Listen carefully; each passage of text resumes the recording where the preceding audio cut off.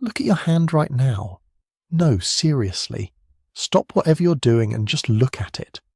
The colour you're seeing, whether it's pale ivory, golden tan, rich brown, or deep ebony, is telling a story. A story about where your ancestors lived thousands of years ago, what challenges they faced, and how they adapted to survive in places that should have killed them. Here's something that might blow your mind. If you have light skin, pale skin, what we call white skin, you're looking at one of the most recent evolutionary developments in human history. We're not talking ancient, we're talking newer than agriculture, newer than cities, newer than pottery. In the grand timeline of humanity, white skin just showed up, like, recently. Every human alive today, all 8 billion of us, had ancestors in Africa around 200,000 years ago, and every single one of those ancestors had dark skin. Dark brown, melanin-rich skin designed for intense equatorial sunshine. That was the default, the original, the baseline for what human skin looked like. So what happened? How did some humans end up looking so radically different? Why do Swedish people look nothing like Nigerians when we're all the same species, all descended from the same African population? The answer isn't what you might think. It's not about different races evolving separately for millions of years. It's not about fundamental biological differences. It's about something way more fascinating. It's about desperate survival in hostile new environments, about the human body's incredible ability to adapt, and about changes so dramatic they rewrote our DNA in just a few thousand years. If you're using this to fall asleep, perfect. That's exactly why I make these. So maybe subscribe and tell me where you are and what time it is. I love checking the comments and seeing Tokyo at dawn, London at lunch, Los Angeles at lights out, all watching the same story unfold. This is a story about migration, about humans leaving the warm embrace of Africa and venturing into cold, dark places where the sun barely shone. Places that should have killed them. And in a very real sense, those places were killing them, until their bodies changed, until mutations, random and accidental, gave some people an edge, a survival advantage so powerful that within a few thousand years, entire populations had transformed. The science behind skin colour turns out to be way more complex and fascinating than anyone realised until very recently. It's not just about one gene or one simple change, it's about multiple genetic mutations happening in different populations at different times, all solving the same problem in slightly different ways. It's about vitamin D and folate, about rickets and birth defects, about mothers trying to keep their babies alive through brutal northern winters. And here's what makes this story perfect for drifting off to sleep. It's not rushed. Evolution never is.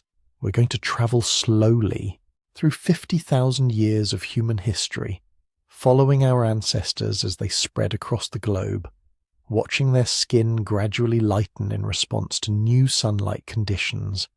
We'll meet the specific people whose genetic mutations made pale skin possible. We'll discover why some populations became white while others didn't, even though they lived at similar latitudes. We'll uncover the surprising role that farming played in accelerating these changes. Most importantly, we'll understand what skin colour actually means and what it doesn't. Because here's the thing that modern genetics has proven beyond any doubt. The physical differences we can see between human populations, the things we've built entire systems of discrimination around, represent the tiniest fraction of our genetic code. We're talking about a handful of genes out of about 20,000. The vast majority of human genetic diversity exists within populations, not between them. But tonight we're not here for sociology or politics. We're here for the story. The actual, scientific, archaeological, genetic story of how humans became white. It's a detective story written in DNA, pieced together by scientists over decades of painstaking research. And it's way more interesting than any simplified version you might have heard before. So get comfortable, relax your shoulders, let your breathing slow down. We're about to travel back in time to when all humans were dark and follow the journey that led some of them to transform into something new. A journey of survival, adaptation, and the incredible flexibility of the human body. The mystery written in your skin is about to be revealed. Before anyone was white, before anyone was pale, before skin colour became something humans even thought about, we were all dark. Every single one of us. Your ancestors, my ancestors, everyone's ancestors.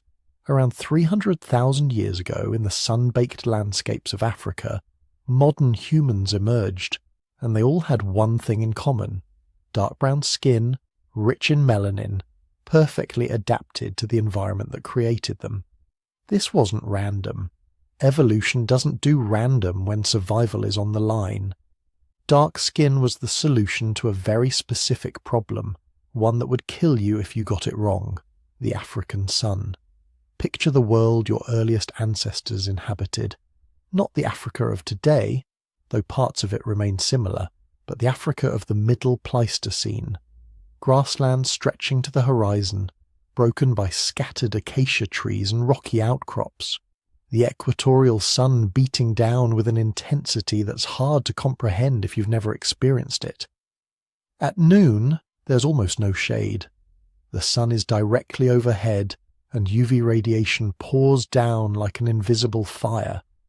This is where humans evolved, not in forests where thick canopies filter sunlight, not in temperate zones where clouds provide regular relief, but in the open savannas of equatorial Africa, where our ancestors had left the trees behind and were learning to walk upright across exposed grasslands. That upright posture changed everything. When our ape ancestors walked on all fours, most of their body surface was shaded by their own torso. The sun hit mainly their backs, and thick body hair provided additional protection. But when our ancestors stood up and lost most of their body hair, probably to improve cooling efficiency through sweating, they exposed massive amounts of skin directly to the sun. This created a crisis. UV radiation isn't just uncomfortable, it's destructive at the molecular level. It breaks chemical bonds, it damages DNA. Most critically for our ancestors, it destroys folate, a B vitamin absolutely essential for human survival. Folate does something remarkable. It protects DNA during cell division, especially during the rapid cell division that happens when embryos are forming. Without adequate folate, neural tubes don't close properly, spines don't form correctly, pregnancies fail. Even in adults, folate deficiency causes anemia, weakness, the inability to heal wounds properly. In the harsh environment of prehistoric Africa, folate deficiency was a death sentence. The African sun destroys folate. Studies show that just a few hours of intense UV exposure can degrade folate levels in the bloodstream by more than half. Now imagine you're an early human spending 12 hours a day outside, hunting, gathering, travelling between water sources. Without protection, your folate reserves would be depleted constantly. Enter melanin, nature's perfect sunscreen. Melanin is a pigment produced by specialized cells called melanocytes in the deepest layer of your skin. It comes in different forms, but the most important for UV protection is eumelanin, the brown-black pigment that gives skin its darker tones. Eumelanin acts like billions of tiny umbrellas scattered throughout your skin, absorbing and dissipating UV radiation before it can penetrate to the deeper layers where blood vessels and DNA-rich cells reside. The more melanin you have, the more protection. Dark brown skin can absorb and neutralize UV radiation dozens of times more effectively than pale skin. It's not perfect, nothing in evolution is, but it's remarkably effective. Effective enough that early humans with darker skin could spend entire days under the African sun without suffering folate depletion. This wasn't just advantageous, it was mandatory. In the environment where humans evolved, dark skin was the difference between successful reproduction and genetic extinction. Women with insufficient melanin would have higher rates of pregnancy failure and birth defects. Children with pale skin would have been more susceptible to sunburn, skin damage, and the long-term effects of UV exposure. Adults would have suffered folate deficiency and its cascade of health problems.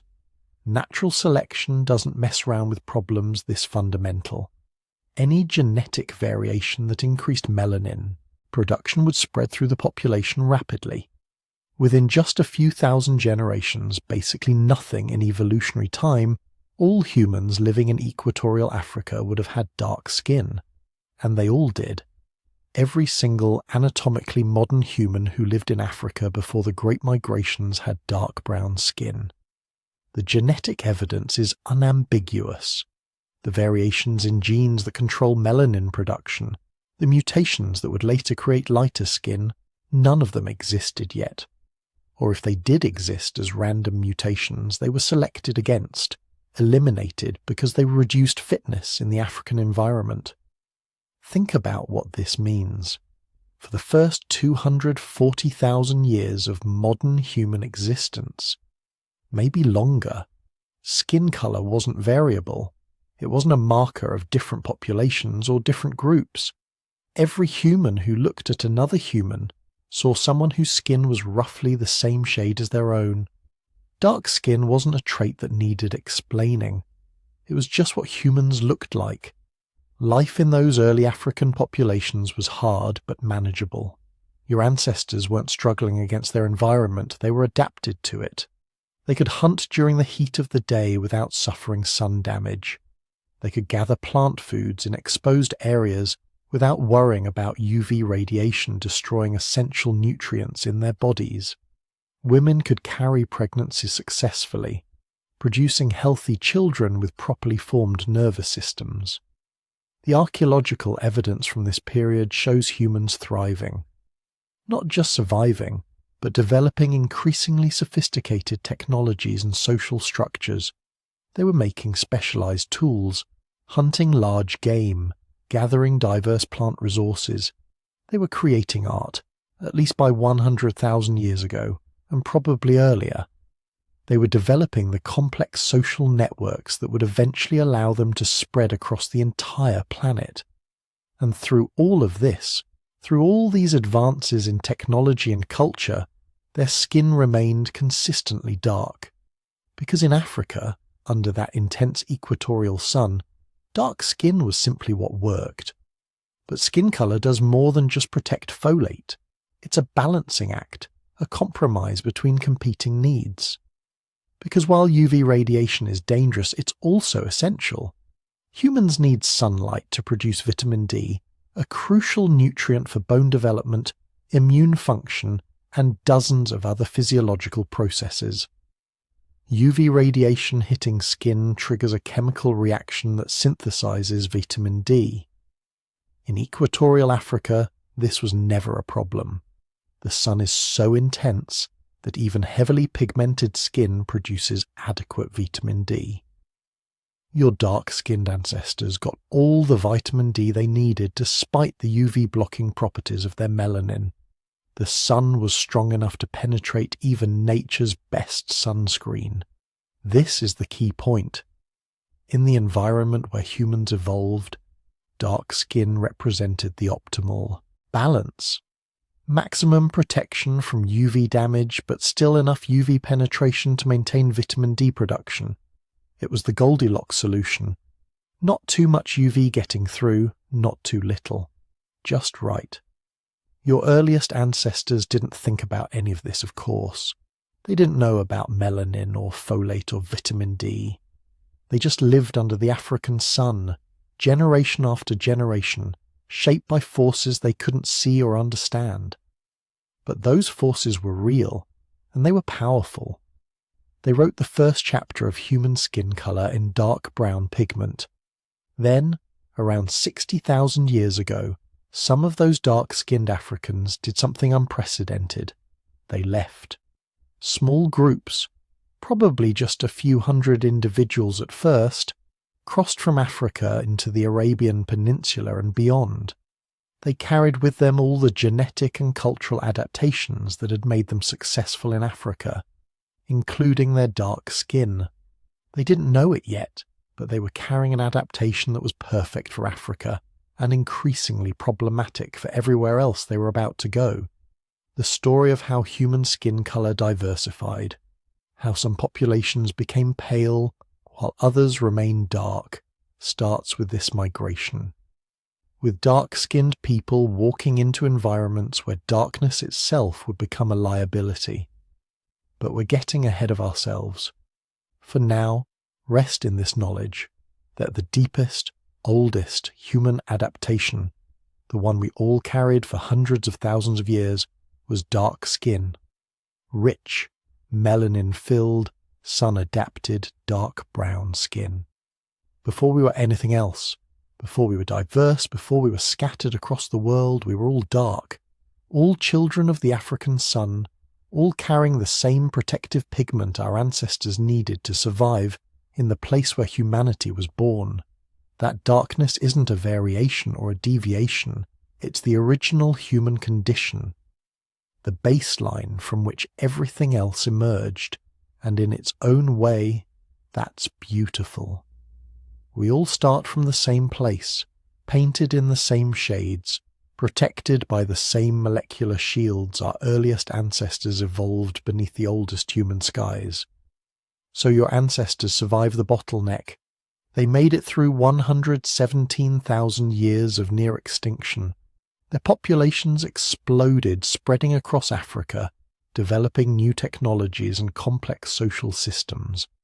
For hundreds of thousands of years, they thrived in the continent where humanity was born.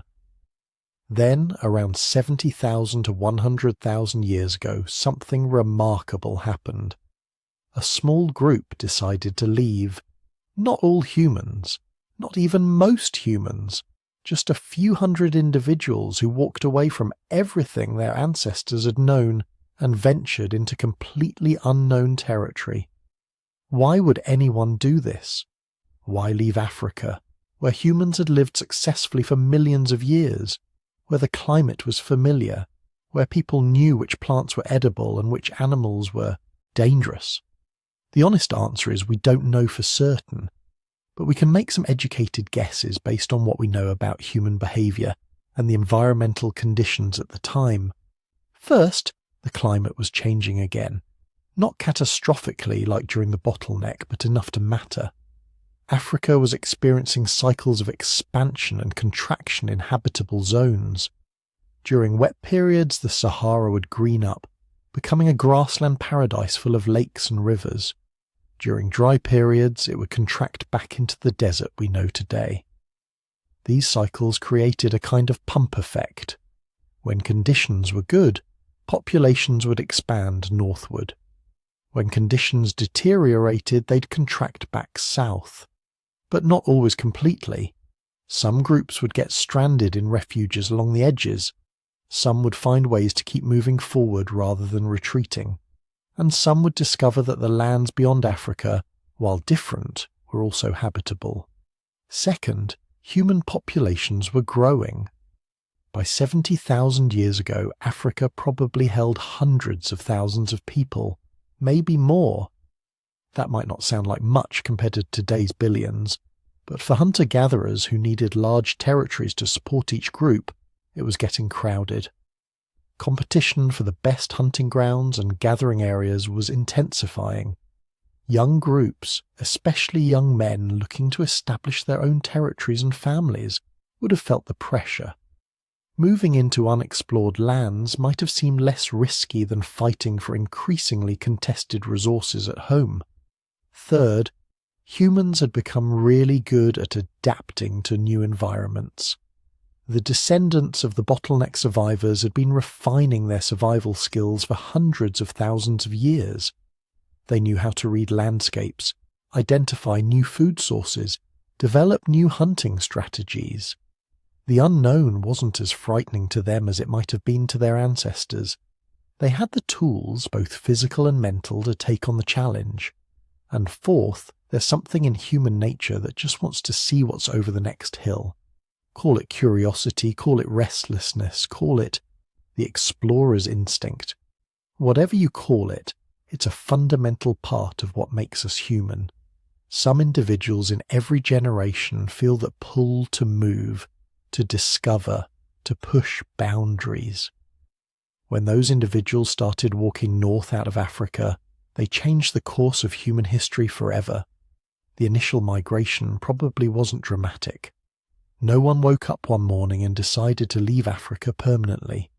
It was gradual, generation by generation, groups moving a little further north, establishing seasonal camps that became permanent settlements, discovering new territories and deciding to stay. The first exit route was probably through the Middle East. During favourable climate periods, the Arabian Peninsula wasn't the harsh desert it is today.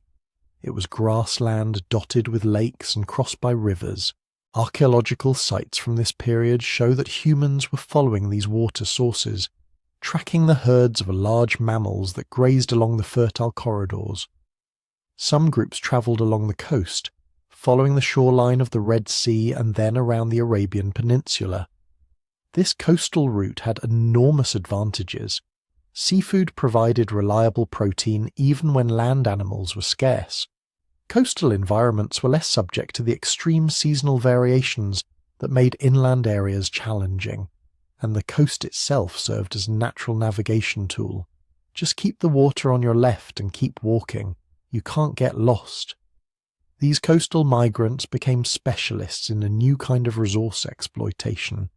They learned to read tides, to identify edible shellfish, to catch fish in shallow waters. Archaeological sites along ancient coastlines, now submerged by rising sea levels, show evidence of sophisticated seafood processing. These weren't desperate refugees surviving on whatever they could find. These were skilled specialists developing new technologies and new cuisines. They were innovating, adapting, thriving in environments their ancestors had never known. Other groups moved inland, following river valleys into the heart of Asia. The route along the Persian Gulf, up the Tigris and Euphrates rivers into Mesopotamia and beyond, became a major highway for human migration. These river valleys were oases of fertility in otherwise challenging landscapes. They provided water, game, edible plants, and natural pathways through mountains and deserts that would have been impassable otherwise. But here's where things get interesting. These migrants were walking into a world that already had people in it. Remember those Neanderthals and Denisovans we talked about? The descendants of the post-bottleneck populations that had left Africa hundreds of thousands of years earlier? They were still around, still thriving in Europe and Asia, and they weren't necessarily happy about new arrivals moving into their territories. The archaeological record shows that modern humans and Neanderthals coexisted in the Middle East for thousands of years. Not necessarily peacefully, not necessarily as enemies, but definitely interacting. We know they interbred because modern humans of European and Asian descent carry Neanderthal DNA. Those genetic encounters probably represented everything from violent conflict to peaceful trade relationships, to romance and marriage between groups. The Denisovans were out there too, spread across Asia from Siberia to Southeast Asia. Modern humans encountered them in multiple locations over thousands of years. Like the Neanderthals, Denisovans also interbred with modern humans. Their genetic legacy survives in modern Asian, Australian and Pacific Island populations. Some of those inherited genes turned out to be incredibly valuable, providing adaptations to high altitude, resistance to certain diseases and other survival advantages that are still helping people today. As modern humans continued spreading, they encountered an astonishing variety of environments. Groups moving north into Central Asia faced vast grasslands called steppes, endless rolling plains where survival depended on following migrating herds of horses, bison, and mammoths. The climate was harsh, with brutal winters and brief intense summers, but the hunting was spectacular if you had the skills to exploit it. Other groups moved east into what is now China and Southeast Asia. These regions offered a completely different set of challenges and opportunities. Dense forests full of unfamiliar plants and animals, river systems prone to flooding, tropical diseases that had never existed in Africa, monsoon climates with extreme wet and dry seasons. The groups that succeeded in these environments had to develop entirely new survival strategies. Still others moved north into Europe, entering territories that were dominated by Neanderthals who had been there for hundreds of thousands of years. These encounters seem to have been particularly significant. The archaeological record shows that modern humans and Neanderthals lived in close proximity in places like the Middle East and southern Europe for thousands of years. They used similar tools, hunted similar prey, even seemed to share some cultural practices. But something about modern humans gave them an edge. Maybe it was slightly better communication abilities. Maybe it was more flexible social structures that allowed larger groups to cooperate. Maybe it was just luck, being in the right places when climate conditions shifted. Whatever the reason, modern humans gradually expanded while Neanderthals contracted.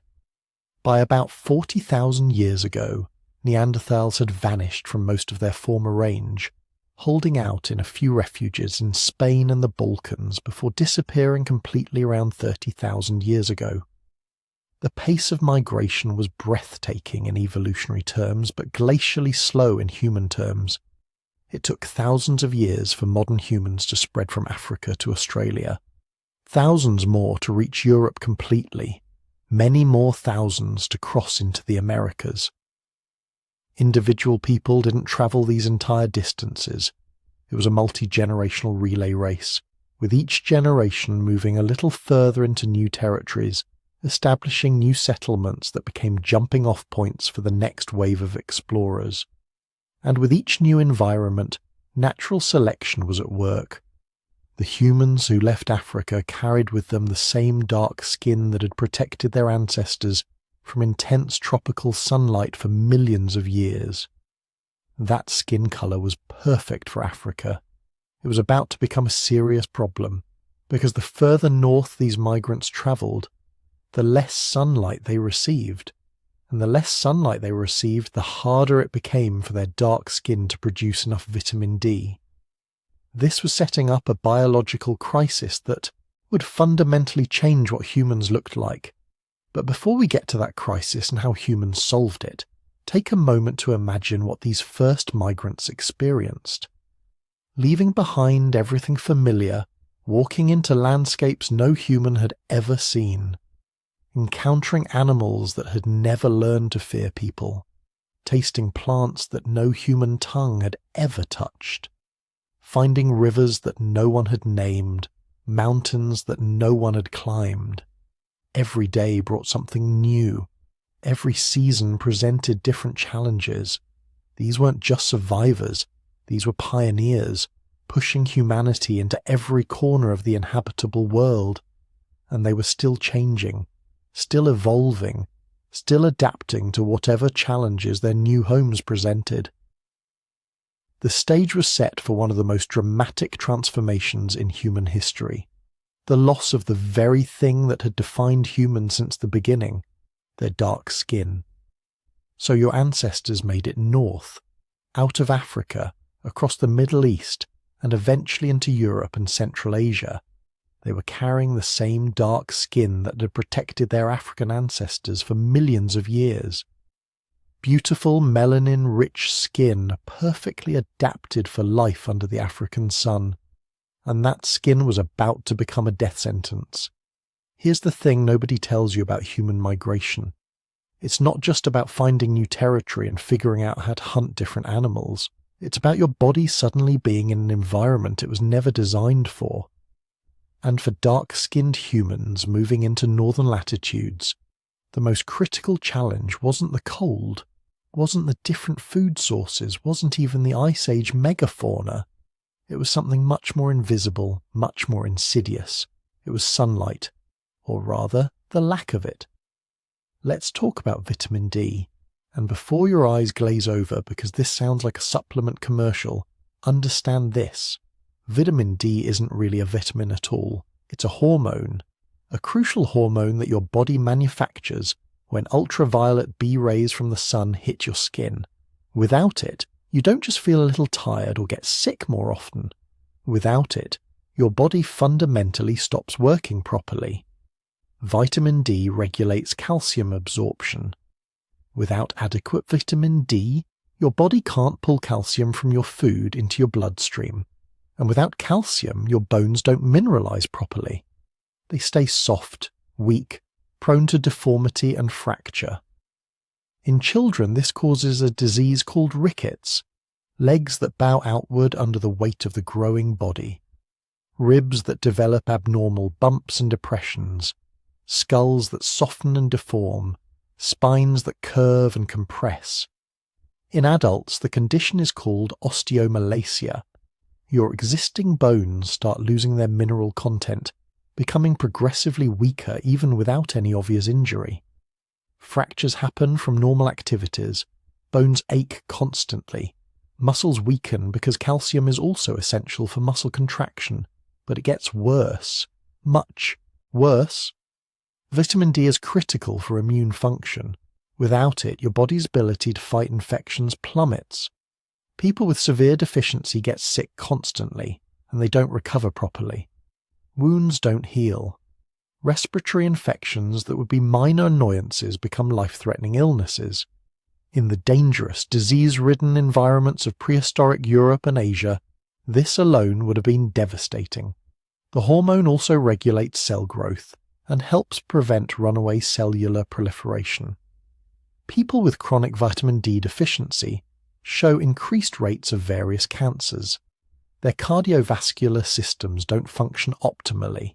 Their brains don't produce neurotransmitters efficiently, leading to depression, cognitive impairment, and developmental delays in children. But the absolute worst effect, the one that made vitamin D deficiency a direct evolutionary crisis, was what it did to women's ability to give birth. Picture this. You're a young woman living in what is now Germany, maybe 40,000 years ago. You've survived childhood, which was no small feat.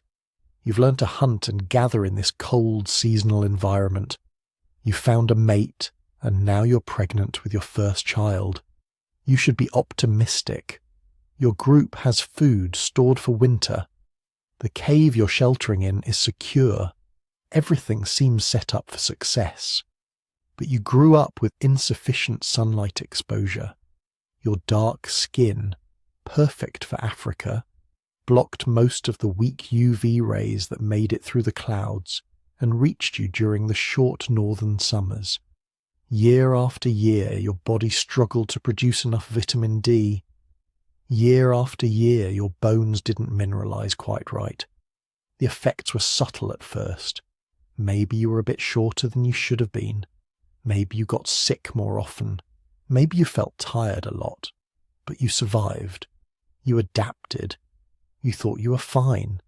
Then you go into labour, and your pelvis, which developed without adequate vitamin D during your childhood and adolescence, isn't shaped right. Rickets had deformed it just enough.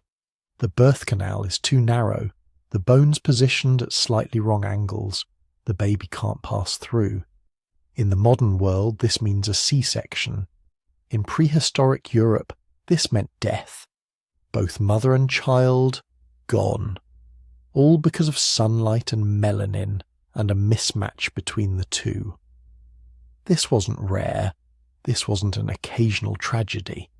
Archaeological evidence from early northern populations shows high rates of pelvic deformities consistent with childhood rickets. Skeletal remains show the telltale signs: bowed legs, deformed ribs, bone abnormalities that would have made childbirth extraordinarily dangerous. Here's what makes this absolutely brutal. The women who died this way were the healthy ones. They were the ones who survived childhood, who made it to reproductive age, who found mates and successfully conceived. They did everything right, and then their skeleton, shaped by years of vitamin D deficiency, kill them during the most fundamental biological process of all.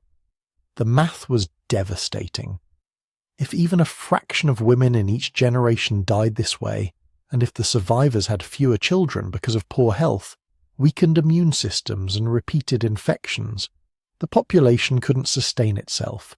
Groups would shrink, genetic diversity would decline.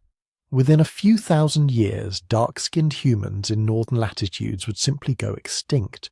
And yet, obviously they didn't go extinct. You're alive, possibly reading this with pale or light brown skin that tells the story of how your ancestors solved this crisis. But we're getting ahead of ourselves. First, understand just how severe the vitamin D problem was in northern latitudes. In equatorial Africa, the sun is directly overhead year-round. UV radiation is intense and constant. Even very dark skin, loaded with melanin that blocks most UV rays, still allows enough penetration to produce adequate vitamin D. Your African ancestors could make all the vitamin D they needed with just a few minutes of sun exposure per day. Move to Northern Europe, and the physics changes completely. The sun never gets directly overhead. Its rays travel through much more atmosphere before reaching the ground, filtering out most of the UVB radiation needed for vitamin D synthesis.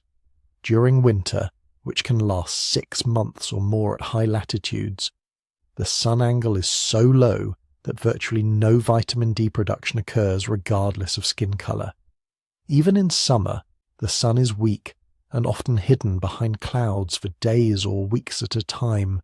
Do the calculation. Dark skin evolved to block about 90% of UV radiation. This is perfect in Africa, where UV levels are high enough that the remaining 10% is still plenty for vitamin D production. Move to Northern Europe, where UV levels might be only 10% of what they are in Africa. And now your dark skin is letting through maybe 1% of the original African level. It's not enough. Not even close. Archaeological evidence shows this crisis playing out in real time. Early modern human remains from northern regions show widespread vitamin D deficiency markers. Bone analyses reveal the chemical signatures of inadequate mineralization. Skeletal deformities consistent with childhood rickets appear in the fossil record as humans spread north. Genetic evidence tells the same story.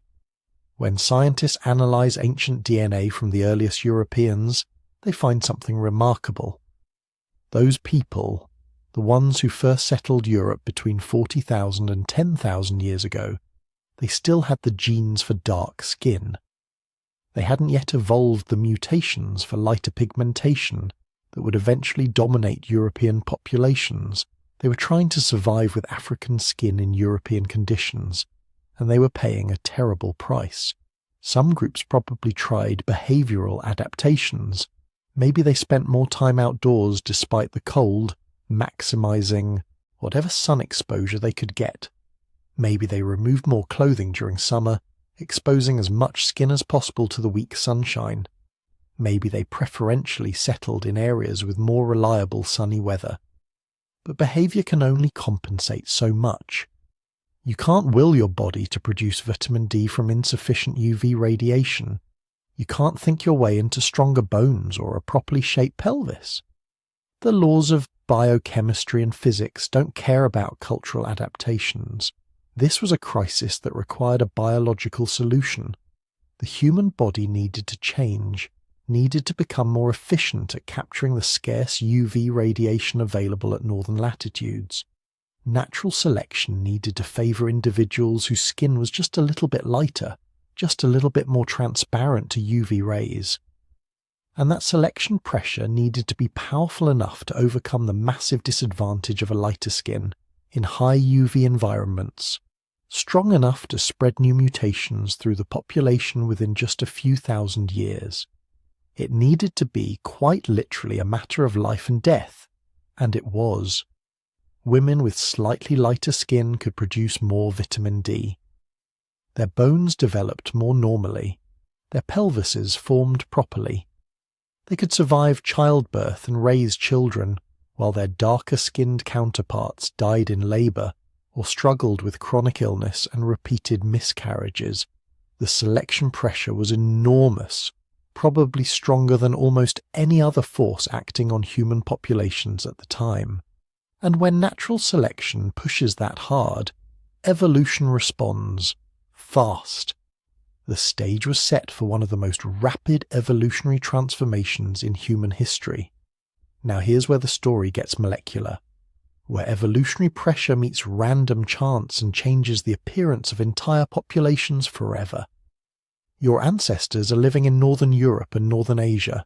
They've been there for thousands of years, struggling with the vitamin D crisis, losing children to rickets and birth complications. Natural selection is screaming for a solution. But evolution doesn't plan. It doesn't design. It just waits for random mutations and then decides which ones get to survive. And then, in some individual whose name we'll never know, in some group whose location we can only guess at, a copying error happened. Deep in the genetic code, in a gene called SLC24A5, a single letter changed. One nucleotide out of 3 billion, the molecular equivalent of a typo in an encyclopedia.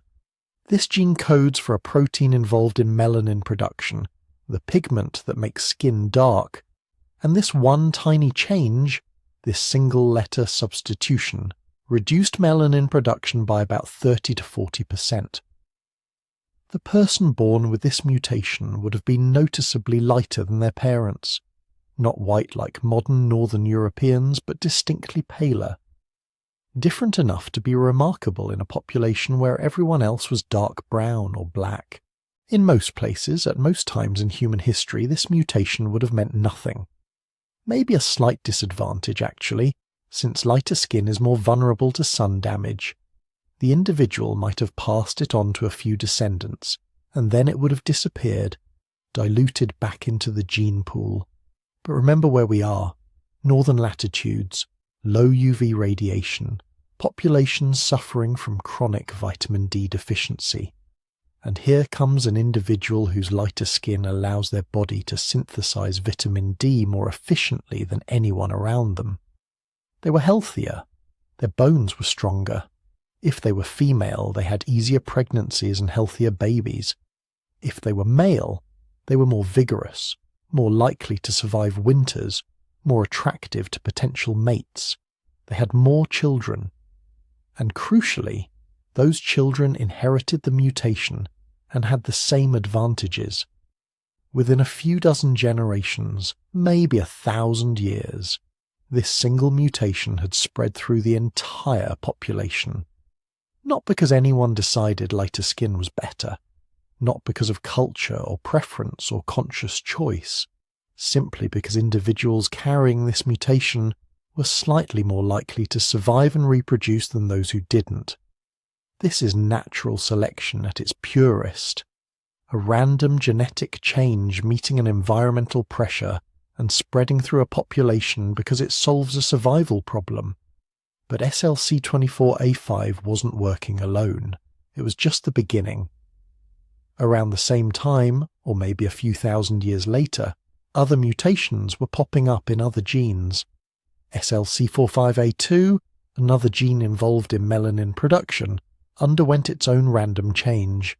This mutation further reduced pigmentation, particularly affecting skin and hair colour. Individuals carrying both the SLC24A5 and SLC45A2 mutations were even lighter than those with just one. Then came changes to TIRP1, a gene that affects the type of melanin produced, and OCA2, which not only influences skin colour, but also eye colour, which is why these traits often change together in populations. Each mutation by itself had a relatively small effect, but together they were transformative. A person carrying mutations in all 4 of these genes could be dramatically lighter than their ancestors just a few thousand years earlier. And here's what's really wild. These mutations didn't all happen in the same place or at the same time. The genetic archaeology shows us that different populations developed lighter skin through different genetic pathways. The mutation in SLC24A5 that's common in Europeans is almost completely absent in East Asian populations, but East Asians also have light skin. They got there through different mutations in different genes, particularly in OCA2 and other pigmentation genes we're still identifying. This is convergent evolution. Two separate populations facing similar environmental pressures, evolving similar solutions through completely different genetic changes. It's like two engineers solving the same problem with different tools. The result looks similar, but the mechanism is entirely different. This tells us something profound. The shift to lighter skin in northern populations happened independently, multiple times, in multiple places. It wasn't a single event that spread around the world. It was a universal response to the same environmental pressure, evolution finding the same solution again and again because it worked. Now, let's talk about timescales, because this is where the story gets really interesting. These mutations are recent, shockingly recent in evolutionary terms. The SLC24A5 mutation, that's nearly universal in modern Europeans, shows signs of positive selection, starting only about 10,000 to 20,000 years ago. Some estimates put it even more recently, perhaps as little as 6,000 to 8,000 years ago. Think about what this means. 20,000 years ago, even the populations living in northern Europe probably still had relatively dark skin. Not as dark as equatorial Africans, maybe, but much darker than modern Europeans. The pale skin we associate with northern Europeans today is a very recent innovation, newer than pottery, newer than agriculture in many regions, newer than most of the major human migrations. We have physical evidence supporting this timeline. The oldest intact European genome we've sequenced, from a man who lived in Spain about 7,000 years ago, shows he had dark skin and blue eyes. A combination that seems strange to us today but was probably common in ancient Europe. He carried the genes for blue eyes, which had evolved earlier, but not yet the mutations for pale skin. This means skin colour changed faster than almost any other human trait we can measure. Within just a few hundred generations, populations went from dark brown to pale. That's evolutionary lightning speed. Why so fast? Because the selection pressure was intense. In northern latitudes with limited sunlight, the vitamin D crisis wasn't just making life uncomfortable. It was killing people, specifically killing pregnant women and young children at rates high enough to create massive evolutionary pressure. Any mutation that improved vitamin D synthesis, even slightly, provided enormous survival advantages. Individuals carrying these mutations might have had 10, 20, maybe 30% higher reproductive success than those without them. Over just 100 generations, that kind of selection pressure can completely transform a population's appearance. But here's what really matters, what you need to understand as you drift off to sleep tonight. These changes involved a tiny number of genes.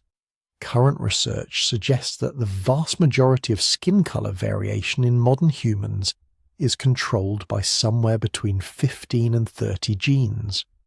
Probably fewer than 20 account for most of the visible differences. Out of approximately 20,000 genes in the human genome, maybe 20 control skin color. That's 0.1%.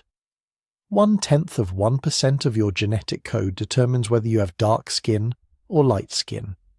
Put another way, a person with very dark skin and a person with very pale skin are genetically identical at 99.9% of their genes.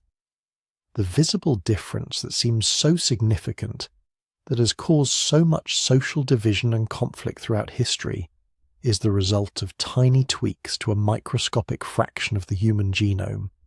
These are superficial adaptations, literally superficial, affecting only the surface of the body. They're no different in principle from the genes that determine whether you have attached or detached earlobes, whether you can roll your tongue, whether you have wet or dry earwax. just minor variations in a species that is fundamentally, genetically, almost completely identical across all populations. The mutations that changed skin color didn't affect intelligence, personality, or capability. They couldn't have. Those traits are controlled by thousands of genes working in complex networks. You can't change them with a handful of mutations affecting pigment production in skin cells. What changed was melanin production. Nothing more, a simple biochemical adjustment to a single physiological system made necessary by changes in UV radiation exposure. An evolutionary adaptation as straightforward and uncomplicated as developing darker fur in forest animals or lighter feathers in Arctic birds. But unlike those animals, humans built entire social hierarchies around these superficial variations. We created categories, invented meanings, constructed elaborate mythologies to explain differences that were actually just simple adaptations to sunlight levels. We turned a minor biochemical adjustment into something we imagined was profound and fundamental. The genetics tells a different story. It says these changes were recent, superficial, and evolved independently in multiple populations through different mutations. It says skin color is one of the least important ways that humans vary. It says we've been fighting for thousands of years over something that matters, genetically speaking, about as much as eye color or hair texture. As those mutations spread through northern populations, they were simply solving a problem, making it possible for humans to survive and thrive in low-light environments where their ancestors' darker skin had become a liability. Nothing more, nothing less.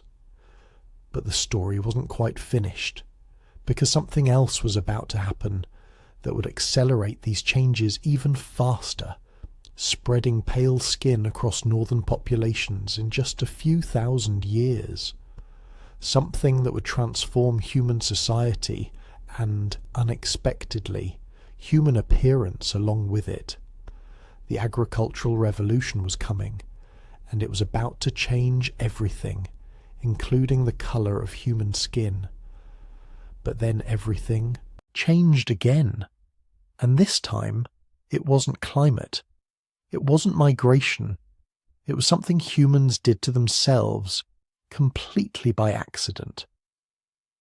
Around 10,000 years ago, in a handful of locations scattered across the globe, people made a decision that would transform our species forever. They stopped hunting and gathering. They started farming. Now, this sounds like progress, right? The agricultural revolution, civilization, cities, writing. Everything we associate with human advancement came from this moment. And it's true, agriculture allowed human populations to explode. It created food surpluses that supported specialists, artisans, priests, warriors, eventually scientists and philosophers. It was the foundation of everything we call civilization. But in the short term, for the people who actually lived through the transition, farming was a disaster. Archaeological evidence shows that the first agricultural populations were shorter, sicker, and died younger than their hunter-gatherer ancestors. Their bones show signs of malnutrition. Their teeth reveal vitamin deficiencies. They suffered from diseases that had been rare or non-existent in hunter-gatherer societies. Why? Because early agriculture was basically a nutritional catastrophe. Hunter-gatherers ate incredibly diverse diets. Depending on the season and location, they might consume dozens of different plant species, multiple types of game, fish, shellfish, insects, eggs, honey. This diversity meant they naturally obtained a wide range of nutrients.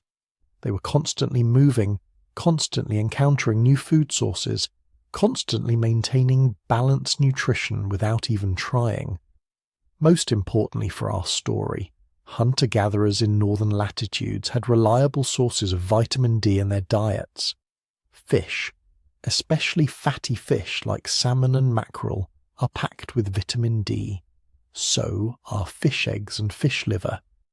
Seal meat and seal oil, Staples for Arctic populations contain massive amounts of vitamin D. Land animal livers, particularly from game like elk and reindeer, provide substantial amounts too. Even bird eggs contain decent quantities. Hunter-gatherers in places like Scandinavia could survive with relatively dark skin because they were eating vitamin D. Yes, they'd have seasonal deficiencies during the long dark winters.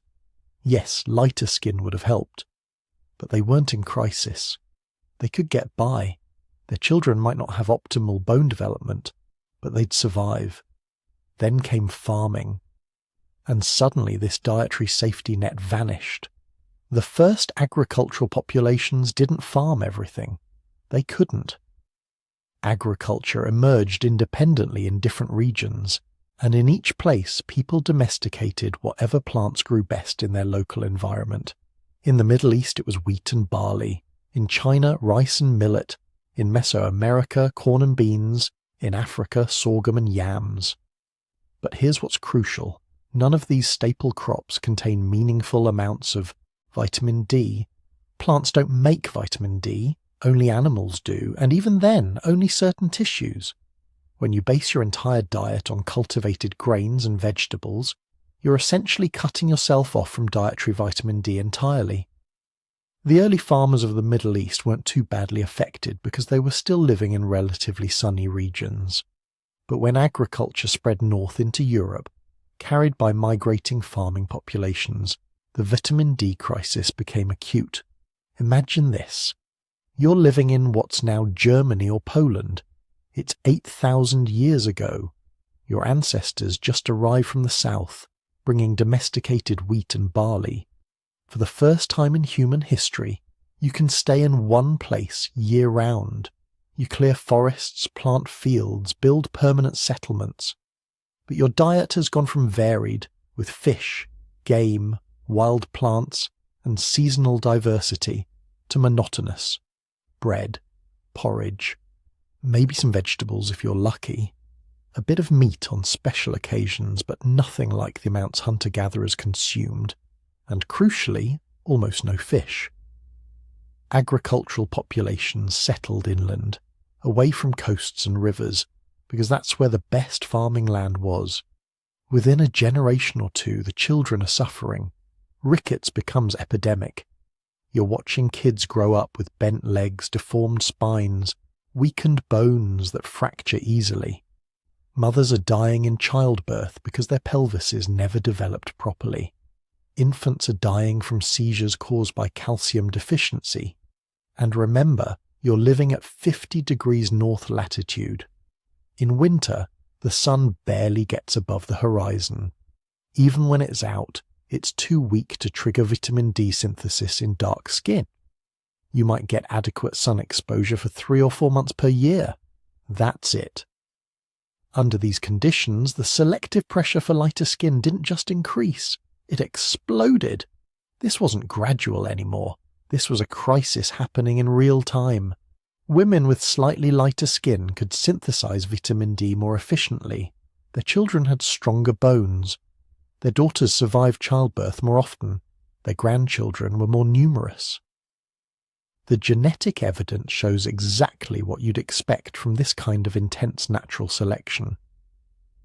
The genes associated with light skin in Europeans, particularly the variants in SLC24A5 and SLC45A2, show what geneticists call signatures of recent positive selection. These are genes that swept through European populations incredibly quickly, far faster than random genetic drift would predict. We can actually calculate how fast. Based on the prevalence of these variants in modern populations and the rate of genetic change, researchers estimate that light skin genes went from rare to nearly universal in European farming populations in just 3,000 to 5,000 years. That's maybe 150 to 250 generations. In evolutionary terms, that's not change. That's a transformation. But here's what makes this story even more fascinating. We know this happened because we can compare the genomes of ancient Europeans from different time periods. Thanks to improvements in ancient DNA extraction, Researchers have sequenced DNA from European skeletons ranging from 40,000 years ago to just a few centuries ago, and what they found was stunning. European hunter-gatherers, the people who lived in Europe before agriculture arrived, were dark-skinned. Not African dark necessarily, but significantly darker than modern Europeans. A famous example is Cheddar Man, a hunter-gatherer who lived in Britain about 10,000 years ago. Genetic analysis of his remarkably well-preserved remains shows he had dark skin, dark hair, and blue eyes. That combination looks unusual to us now, but it was probably common among pre-agricultural Europeans. These people had been living in Europe for thousands of years. Some of their ancestors had been there since the initial human migrations 40,000 years ago. They'd had plenty of time to evolve lighter skin if there was strong selective pressure for it. But they hadn't, because they didn't need to. Their fish-rich diets provided adequate vitamin D. Then farming arrived, brought by migrating populations from the Middle East. These early farmers were already somewhat lighter skinned than Africans, having lived in the Middle East for thousands of years. But they weren't as light as modern Europeans either. The really dramatic skin lightening happened after they reached northern Europe, and their vitamin D-rich foods disappeared from their diets. The genetic evidence shows that modern Europeans are a mixture of three ancestral populations: the original dark-skinned hunter-gatherers, the early farmers from the Middle East, and later Bronze Age migrants from the steppes. But the light skin genes swept through all three groups once they were living on grain-based diets in northern latitudes. It didn't matter what your ancestral population was. If you were farming in Scandinavia, your descendants needed light skin to survive. This created a kind of evolutionary feedback loop. Lighter skin meant healthier children. Healthier children meant larger families. Larger families meant agricultural villages could grow and expand. Successful farming communities could support more people, which meant more opportunities for light skin genes to spread through reproduction and into marriage. Within just a few thousand years, the genetic landscape of Europe had been completely transformed. The same thing was happening in northern Asia, though through different genetic pathways. Agricultural populations in China, Korea, and Japan developed their own light skin variants, mutations in different genes that achieve similar results. The speed of this change tells us something profound about human evolution. When selective pressure is strong enough, when survival is literally on the line, populations can change with stunning rapidity. The mutations were already there, rare variants floating around in the population. Agriculture didn't create them. It just made them desperately necessary. And the people living through this transformation had no idea what was happening. They didn't understand genetics or vitamin D or natural selection. They just knew that some families seemed healthier than others, that some women's children survived while others didn't, that over generations people were gradually, mysteriously becoming paler. But they could see the results. Within a few thousand years, the northern populations had shifted from predominantly dark to predominantly light. The mutation that had been slowly spreading through hunters became a survival necessity for farmers. And agriculture kept spreading, carrying light skin genes further north and east with each generation of wheat and barley farmers pushing into new territories. This is why skin colour changed so much faster than we'd expect from sun exposure alone. It wasn't just about adapting to less sunlight, it was about adapting to less sunlight while eating a diet that contained almost no vitamin D. Agriculture didn't just change where humans lived, it changed what humans ate, and that dietary change created selective pressures more intense than anything climate alone could produce. The people who survived were the ones whose genes allowed them to synthesize vitamin D from the weak northern sun, the ones who could feed their children on grain and still build strong bones, the ones who could farm in forests and survive. They became us. pale-skinned farmers spreading across the north, transforming the genetic landscape of entire continents in just a few thousand years, all because someone decided that planting seeds was easier than hunting deer. Here's where the story gets really interesting. You might think that pale skin evolved once, that there's a single genetic change that turned some humans from dark to light. But you'd be wrong. Evolution doesn't work that neatly, and human migration patterns were far more complex than a simple linear progression. The truth is, pale skin evolved multiple times, in different places, through completely different genetic pathways. This is what biologists call convergent evolution, the same solution arising independently in response to the same problem, like how wings evolved separately in birds, bats, and insects. Similar outcome, completely different mechanisms, the same environmental pressure, low UV radiation, was selecting for lighter skin across multiple human populations. But the genetic mutations that created that lighter skin were different in almost every case. Let's start with the population you probably think of first, the Europeans. When modern humans first arrived in Europe around 45,000 years ago, they encountered a landscape unlike anything their ancestors had ever experienced. Long winters with barely any sunlight, short summers where the sun hung low in the sky even at noon, cloud cover that could last for weeks. And remember, these weren't just any humans. These were people whose ancestors had been perfecting dark skin in Africa for hundreds of thousands of years. They carried multiple genes that produced high levels of melanin, genes that had kept their ancestors safe from UV damage for millennia. But now those genes were killing them. Not quickly, not obviously, but generation by generation, women who couldn't produce enough vitamin D struggled to give birth. Children whose bones didn't mineralize properly died in infancy or grew into adults too weak to hunt effectively. The selection pressure was intense and immediate. Within a few thousand years, mutations that reduced melanin production began spreading through European populations. The primary mutation was in a gene called SLC24F5. This gene controls an ion channel in melanocytes, the cells that produce melanin. The ancestral version of this gene, the one that all humans carried when they left Africa, produces high melanin levels. But a single base pair change, just one letter in the genetic code altered, reduced melanin production dramatically.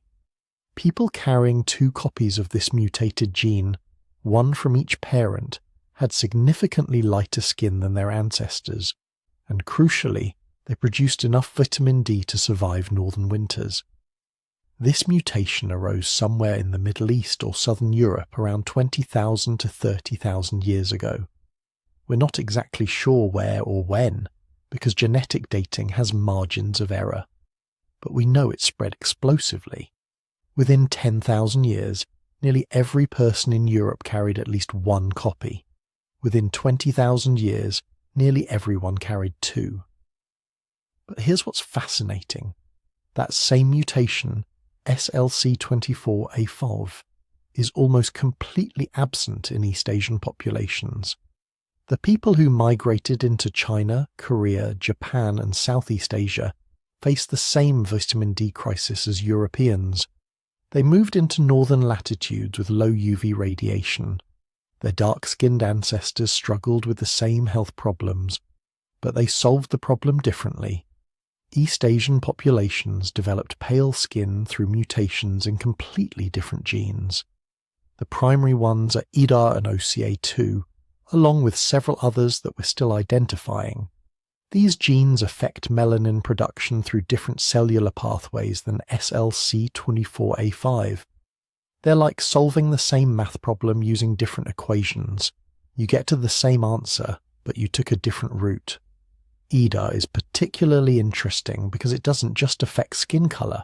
It also influences hair thickness, tooth shape, and sweat gland density.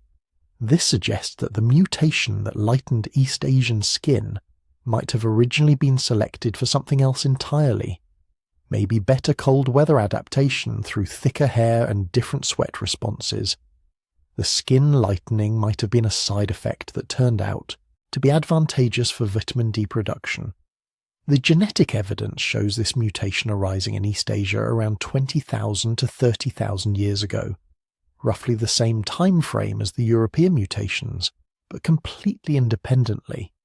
Two populations separated by thousands of miles, both evolving paler skin through different genetic mechanisms in response to the same environmental pressure. But evolution doesn't follow simple rules, and human skin color doesn't fall into neat categories.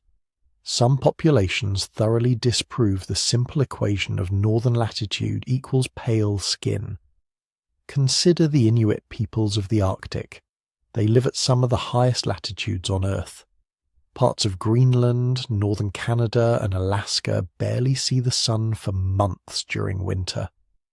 By all logic, they should have evolved the palest skin of any human population, but they didn't. Traditional Inuit populations maintained relatively dark skin despite living in one of the lowest UV environments on the planet. For decades, this puzzled researchers. It seemed to violate everything we knew about skin color evolution. Then geneticists figured out the answer. It wasn't written in their skin. It was written in their diet. The Inuit ate almost exclusively animal products: seal meat, whale blubber, fish, caribou, and these foods, particularly marine mammals, are extraordinarily rich in vitamin D. A diet heavy in seal and whale provides more vitamin D than most humans could ever synthesize through sun exposure. The Inuit didn't need pale skin because they were getting vitamin D through their food. The selection pressure that drove skin lightening in European and East Asian populations simply wasn't present. They could maintain darker skin, which might have actually provided advantages in their environment. Better protection against UV radiation reflecting off snow and ice. Reduced risk of frostbite since melanin helps regulate heat retention in skin. Without the life or death pressure to produce vitamin D through skin synthesis, there was no evolutionary reason to develop pale skin. They solved the northern vitamin D problem through culture and diet rather than through genetic adaptation. This tells us something profound about human evolution. Biology and culture aren't separate. They interact constantly. The Inuit created a cultural solution, a specialized diet, that removed a biological selection pressure. Other populations that couldn't or didn't develop such diets had to evolve biological solutions instead. Now let's zoom out and look at the global pattern. If you map human skin color across the world, a clear gradient emerges. At the equator, where UV radiation is strongest year-round, populations maintain the darkest skin. This includes people in sub-Saharan Africa, but also indigenous populations in New Guinea, Australia, and parts of South India. These populations never left high UV environments, so they never faced selection pressure to lighten their skin. They retained the ancestral human trait, dark skin packed with melanin, perfectly adapted to intense sunlight. As you move away from the equator, skin tones gradually lighten. This gradient isn't perfect. History, migration, and intermixing have complicated the picture. But the overall pattern holds across continents. In the Middle East and Mediterranean regions, populations developed intermediate skin tones. They received enough UV to benefit from some melanin protection, but not so much that dark skin was essential. Populations in these regions carry mixed genetic signatures. Some genes for light skin from European lineages, some genes for darker skin from African lineages. The result is the olive and tan complexions characteristic of Mediterranean, Middle Eastern and North African populations. South Asia shows a similar pattern, but with even more complexity. Northern Indian populations tend to be lighter skinned than southern populations. This follows the latitude gradient. but it's also influenced by thousands of years of migration and mixing, waves of people moving in from Central Asia, Iran, and other regions, intermarrying with indigenous populations, creating genetic mosaics.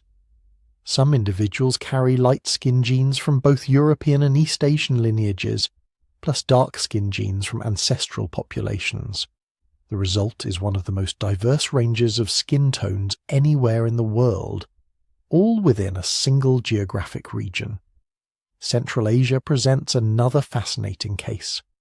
Populations there show evidence of genetic mixing between European, East Asian, and Middle Eastern lineages. They carry SLC24A5 mutations from the West, EDAR mutations from the East, and various intermediate genes from populations that never fully lightened. This mixing created populations with skin tones that don't fit neatly into simple categories, not quite as pale as Northern Europeans, not as light as East Asians, but distinct from both. The Americas add yet another layer of complexity. When humans first crossed into the Americas around 15,000 to 20,000 years ago, they carried East Asian genetic signatures. They had already evolved lighter skin through the EDAR and related mutations. But then something interesting happened. As they spread through the Americas, they encountered a huge range of environments, from Arctic tundra to tropical rainforests, from high-altitude mountains to coastal lowlands. Different selection pressures in different environments began pushing skin colour in different directions. Populations that remained in northern regions maintained relatively light skin. Those who moved into equatorial regions like the Amazon began evolving darker skin again. They were reinventing protection against high UV radiation. By the time Europeans arrived in the Americas, indigenous populations displayed a wide range of skin tones. Inuit peoples in the Arctic maintained moderate pigmentation. Populations in temperate North America had light to moderate skin. Groups in Mexico and Central America showed more pigmentation. And Amazonian peoples had developed quite dark skin, approaching African levels in some cases. All of this happened in less than 20,000 years. A blink of an eye in evolutionary terms, but fast enough to create visible differences in response to local environmental pressures. Then came the modern era, the age of exploration, colonization, and mass migration. People from every corner of the world began moving, mixing, having children together. European genes flowed into the Americas, Africa, and Asia. African genes spread to the Americas and Europe. Asian genes reached everywhere. This mixing created populations with unprecedented genetic diversity. Modern populations in the Caribbean, Brazil, Mexico, and the southern United States carry genetic signatures from 3 or more continents: African, European, and indigenous American, sometimes with Asian contributions as well. The resulting range of skin tones is extraordinary. Within a single family, siblings can have dramatically different colouring depending on which combination of genes they inherited. This mixing is still accelerating. Every generation sees more genetic exchange between populations that evolve separately for tens of thousands of years. We're creating a global human population with unprecedented genetic diversity. But here's what's beautiful about all this complexity. Despite the different paths, the different mutations, the different timescales, we're all connected. Every human alive today is descended from those African ancestors who first developed dark skin as protection against the sun. The pale skin, the intermediate tones, the infinite variations we see today, they're all modifications of that ancestral trait. Evolution didn't create separate types of humans. It created a spectrum, a gradient, a beautiful range of variation, all based on the same fundamental biology. Your skin colour, whatever it is, tells a story about where your ancestors lived, what challenges they faced, how they adapted to survive. But it's not a story about essential differences. It's a story about superficial variations on a single theme. We're all the same species, all carrying the same basic genetic toolkit, just with slightly different settings adjusted to match the sunlight where our ancestors happened to live. And now, as we drift deeper into sleep, consider this. The next time you see someone whose skin looks different from yours, remember you're looking at a different solution to the same problem, a different path that led to the same destination. We're all descendants of the same African ancestors, all products of the same evolutionary processes, all human. By the time your ancestors had pushed deep into the north, something else was quietly happening, written not just in their skin but in their hair, their eyes, even the shape of their bodies. You can picture them now, huddled around a fire under a grey Ice Age sky. The world is pale and muted, snow on the ground, low winter sun, weeks where the daylight feels more like twilight.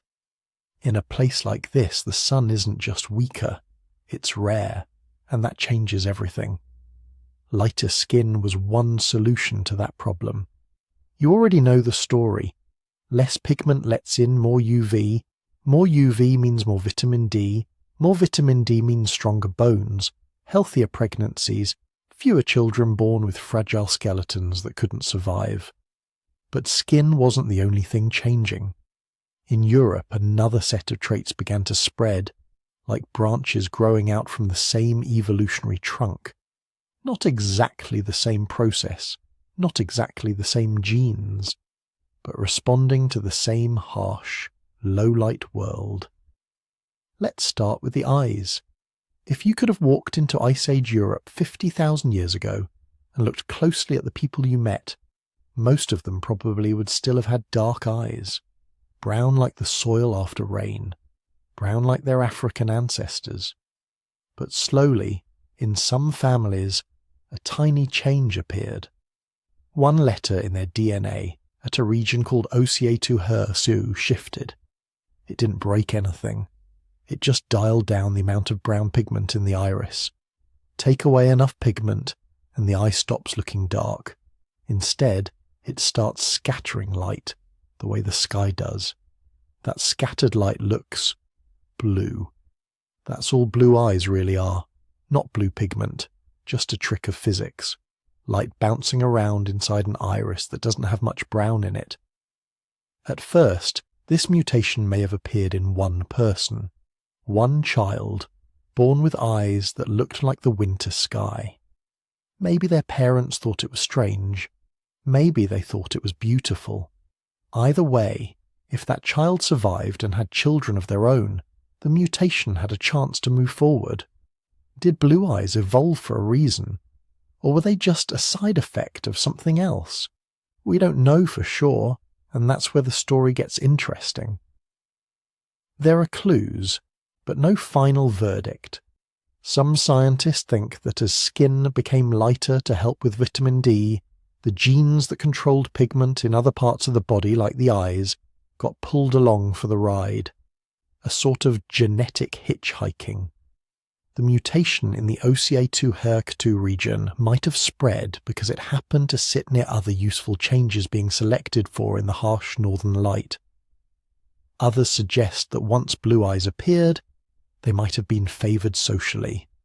In small Ice Age bands where everyone knew everyone, something unusual could stand out. Maybe a rare eye colour became a marker of identity, a trait that made a face easy to remember, a person more interesting as a partner. Sexual selection, layered on top of natural selection. The truth is it could have been both. A mutation that drifted in on the tide of skin-lightening and then stayed because, for whatever cultural or psychological reason, people who had ended up leaving more children, and it wasn't just blue. As more pigment-related genes drifted and mutated in low UV environments, you start getting a whole spectrum of eye colours.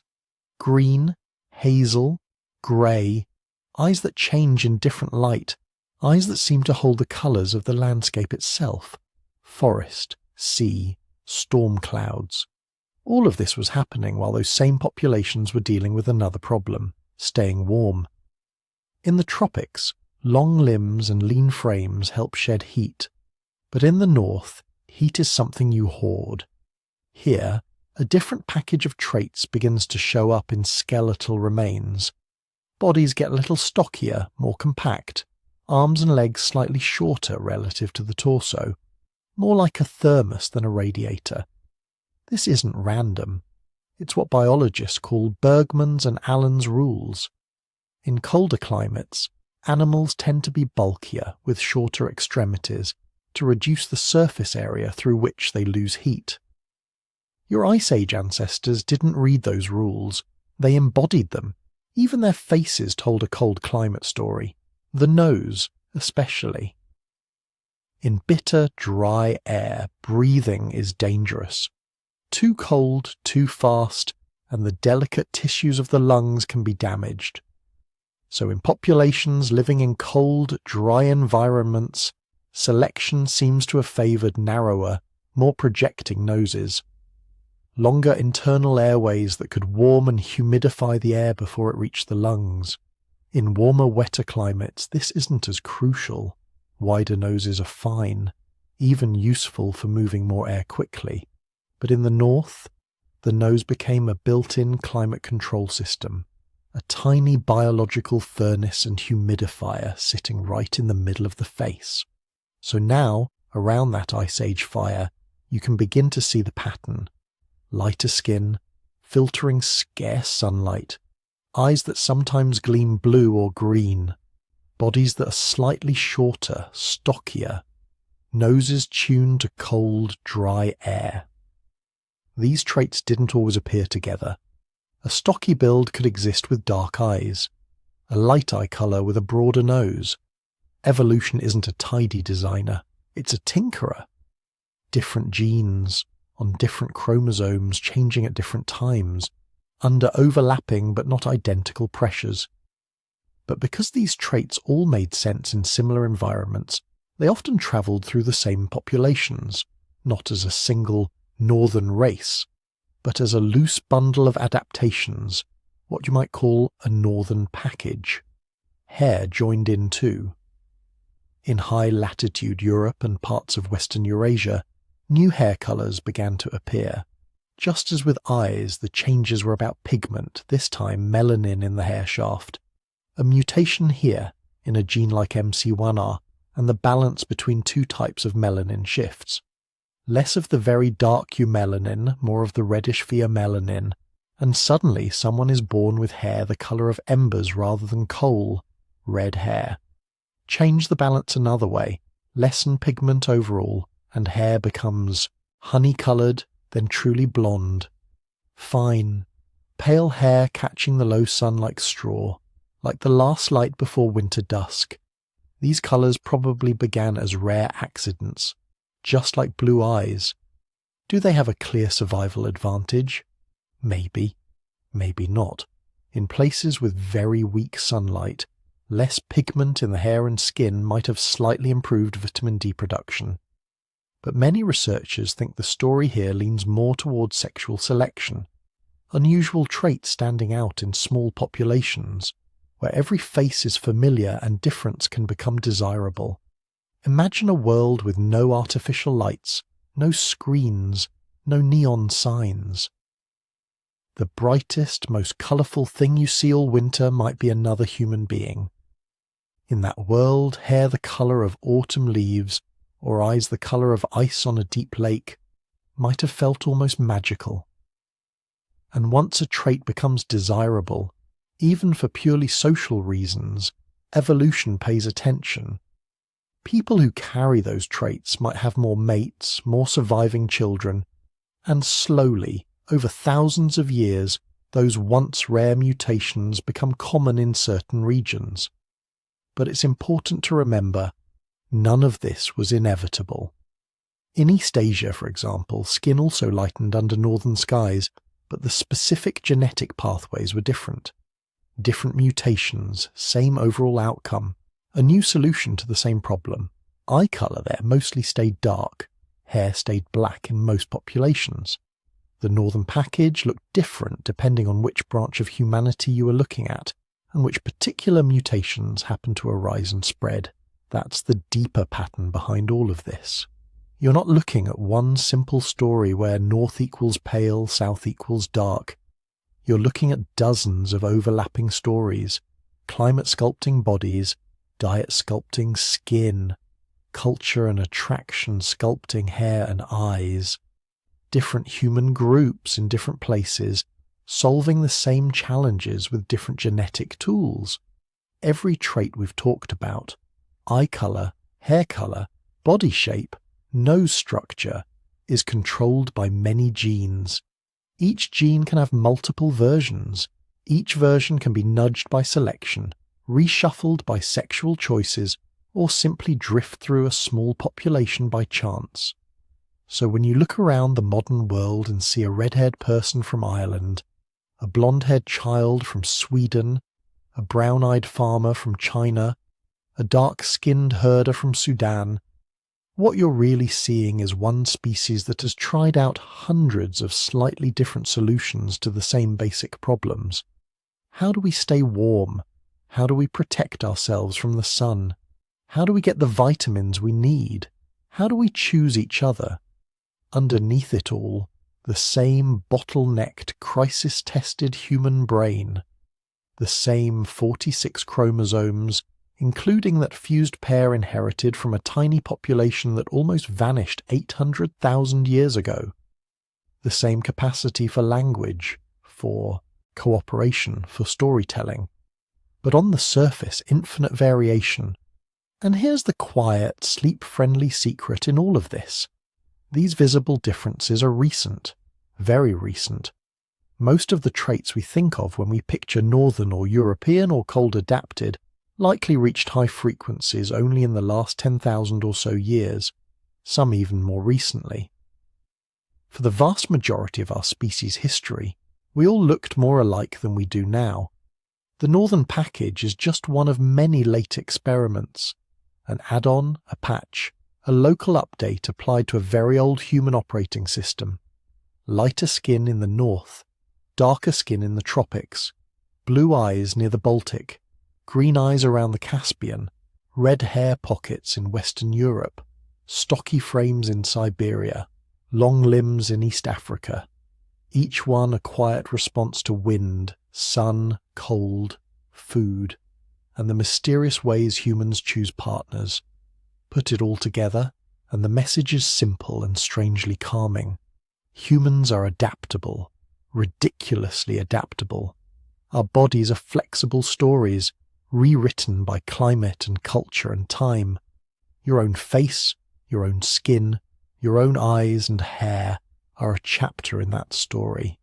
A trace of ice and sun, hunger and abundance, danger and desire, carried forward through thousands of sleeping ancestors all the way to you. And as your breathing slows and your own eyes grow heavy, you can imagine those ancestors, dark-eyed in Africa, blue-eyed in Europe, brown-eyed in Asia, blinking up at the same sky, trying to survive one more winter, one more dry season, one more storm. Their adaptations kept them alive. Their survival made you possible. Fast forward to almost now. The ice ages have come and gone. Agriculture has risen and spread. Cities glow at night where mammoths once grazed. Planes cross oceans in hours, and the careful matching between skin colour and sunlight intensity that took tens of thousands of years to evolve starts getting scrambled in just a few generations. For most of our history, people tended to stay put. Your ancestors might move a few valleys over, maybe follow herds a few hundred miles, but the sunlight where they lived, the UV radiation pouring down on their skin, stayed broadly the same for thousands of years. Evolution had time to tune their skin pigmentation to those local conditions. Dark where the sun was brutal, light where the sun was weak. Then, very recently, everything changed. Ships started crossing oceans, empires expanded, trade routes turned into migration routes.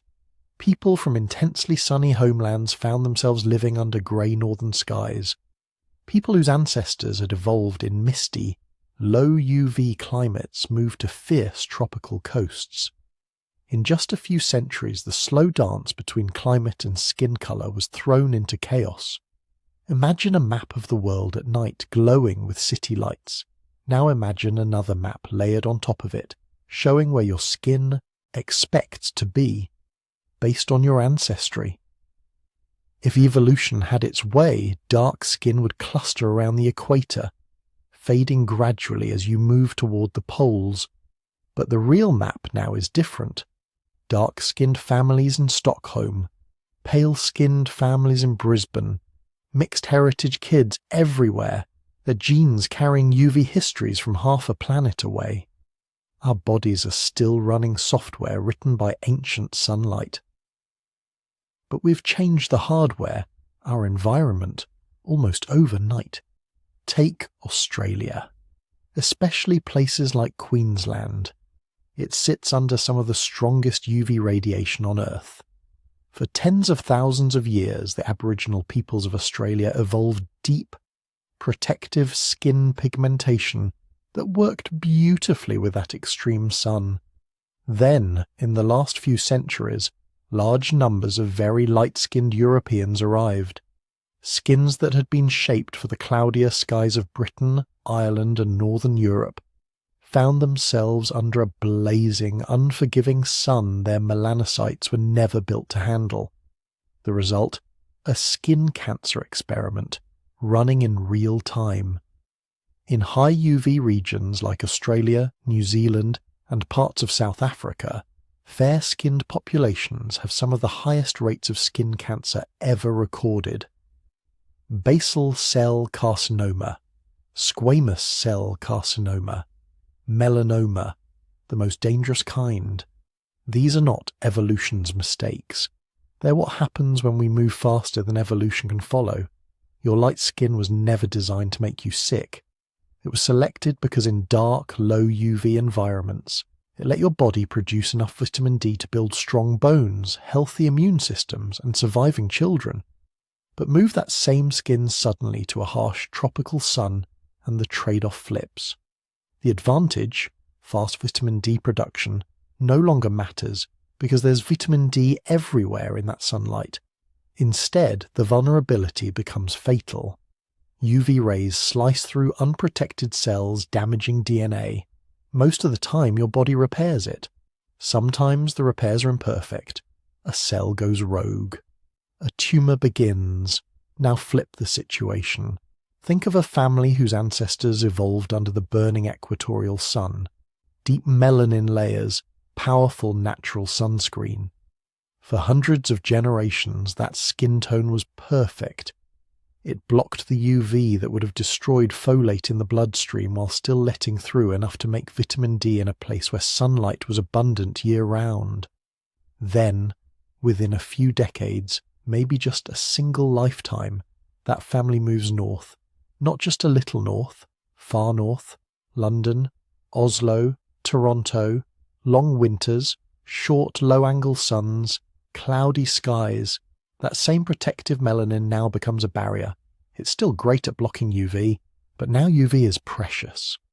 Your skin needs every photon it can catch just to produce enough vitamin D. Days are short. The sun is weak. You go from an environment where vitamin D was effortless to one where it becomes a fragile resource. Vitamin D deficiency doesn't announce itself with flashing lights. It creeps.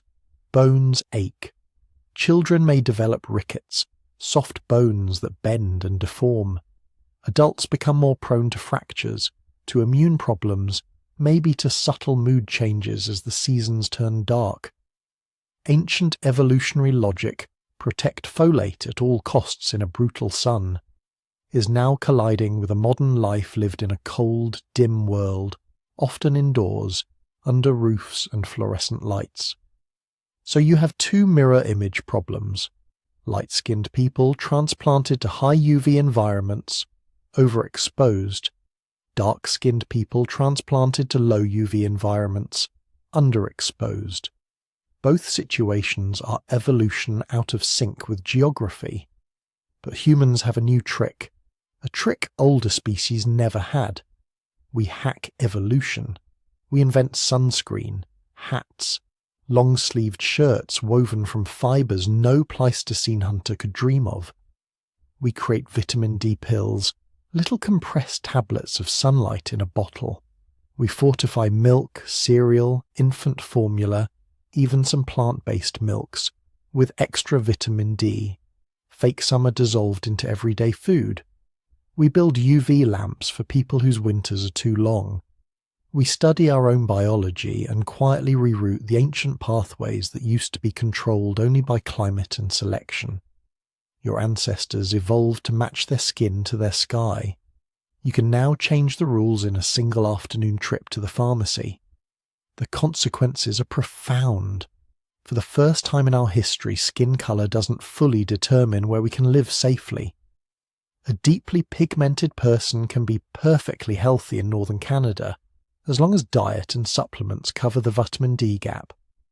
A very light-skinned person can live for decades under tropical sun if they shade, cover and screen their skin from excess UV. Technology has turned evolution's slow compromises into adjustable settings. But evolution hasn't stopped. It never stops. Every generation, new mutations appear. Some help, some hurt, most do nothing noticeable at all. And the environments we've created, cities, diets, medicine, indoor lifestyles, are all new arenas for natural selection to work in. Is skin colour still evolving? Almost certainly, but not in the simple, straight-line way it once did.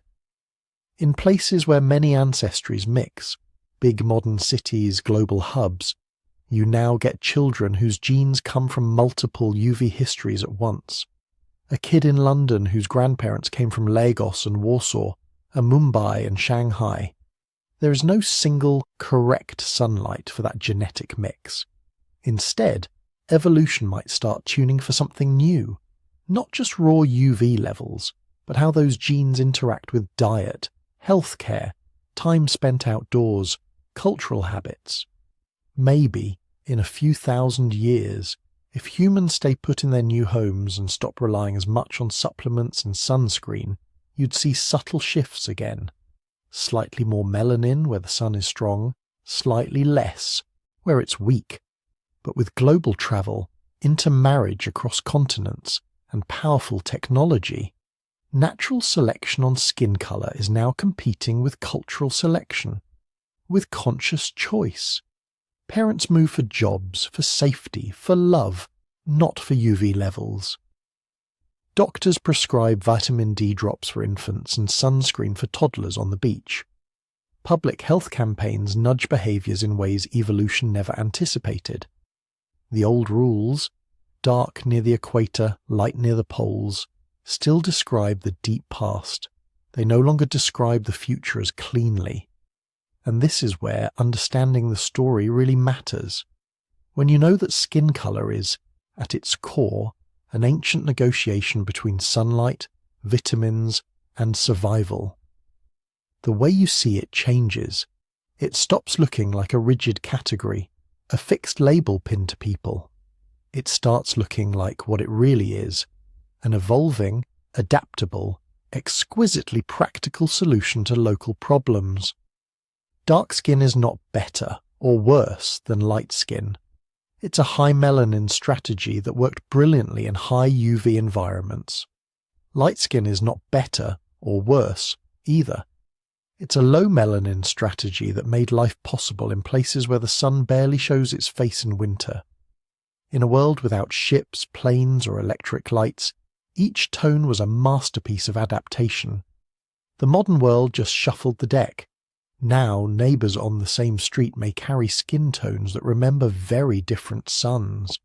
Your co-worker's melanin might be tuned for equatorial intensity, yours for foggy northern coasts, someone else's for high mountain plateaus or temperate forests.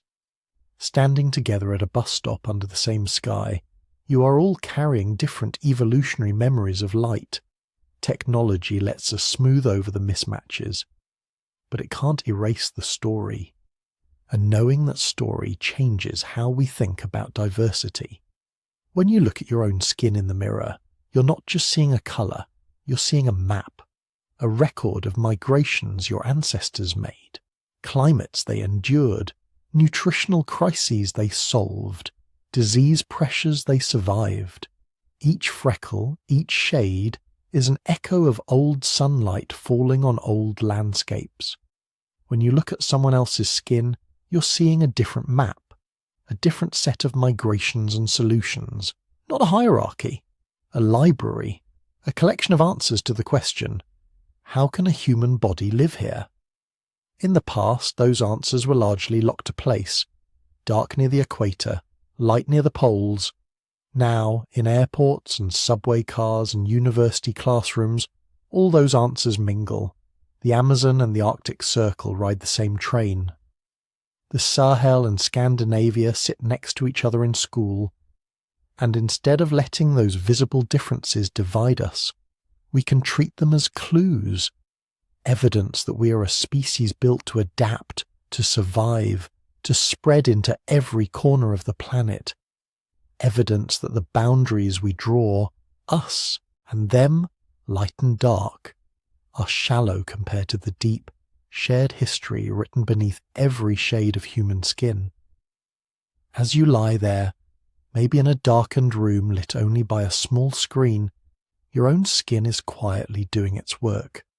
Melanin molecules absorbing stray photons, vitamin D pathways humming along, supported by food or supplements or last week's time in the sun.